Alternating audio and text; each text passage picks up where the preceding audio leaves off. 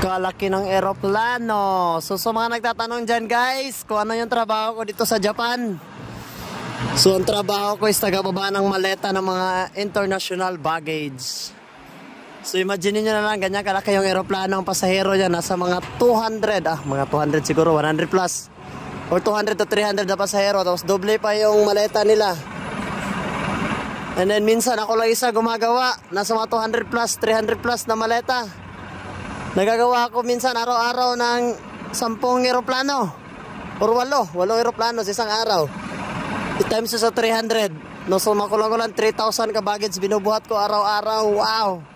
I love you, Jal. So ngayon, alam nyo na kung anong trabaho ko. So karagdagan guys, dahil sampid tayo sa Jal. So dito naman tayo sa Terminal 3. So kanina, saan ba ako kanina?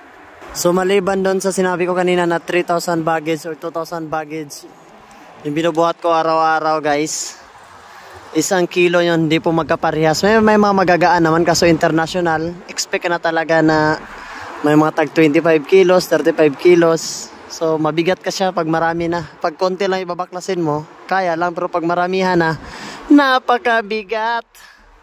Kaya what are you waiting for? Punta na kayo dito sa Japan.